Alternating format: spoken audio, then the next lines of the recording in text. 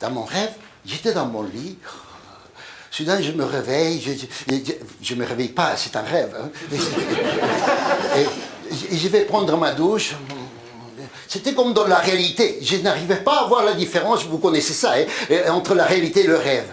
Alors j'entre dans la salle de bain, le rideau, j'entre dans le baignoire.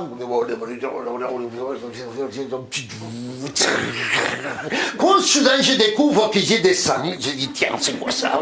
Je me touche, il y avait un corps de femme. Je me regarde dans le miroir, je tombe. J'avais le corps de ma femme.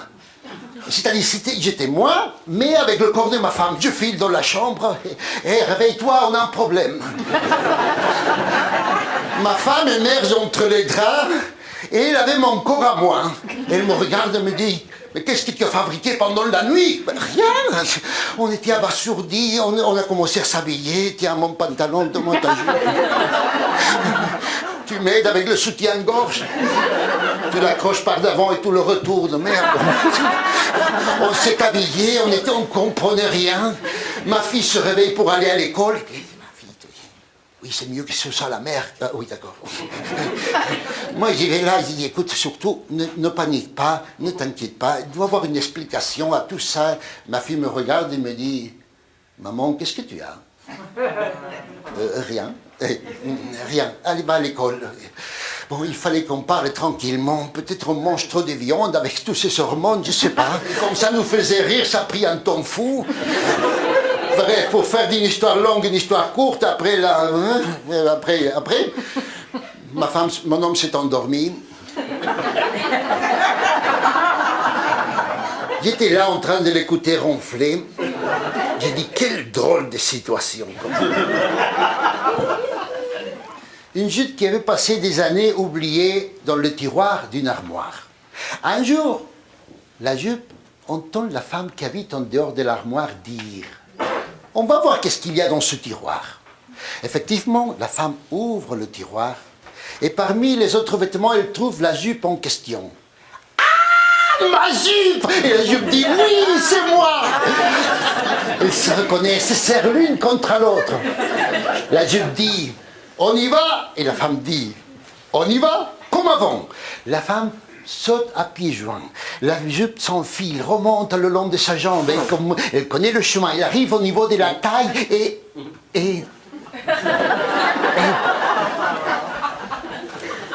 elle dit « Mince, je n'arrive pas à mettre le bouton dans la boutonnière. Tu peux pas remettre ton ventre ?»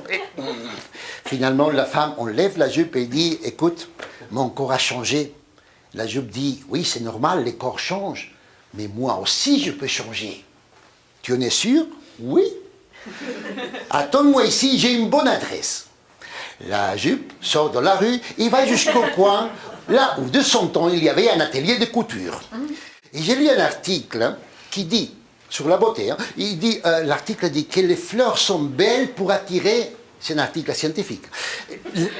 Non, mais les fleurs sont belles pour attirer les insectes. C'est-à-dire, nous prenons par exemple une fleur et par exemple une abeille. Ça voudrait dire que la beauté de la fleur, c'est une sorte de message que la fleur envoie à l'abeille pour lui dire « Tiens, je suis là, regarde-moi, viens me butiner. » Voilà. Alors moi je me dis que, et ça c'est pas l'article qui le dit, c'est moi qui ai déduit ça, que plus la fleur est belle, plus le message est désespéré. Si tu vois une fleur très belle, c'est qu'elle est en train de crier « Ah, regarde-moi, pourquoi tu ne me regardes pas ?»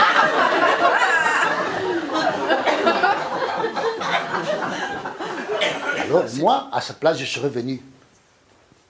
Parce que moi, vraiment, la peur, ce n'est pas mon genre. Bonne nuit. Faites de beaux rêves.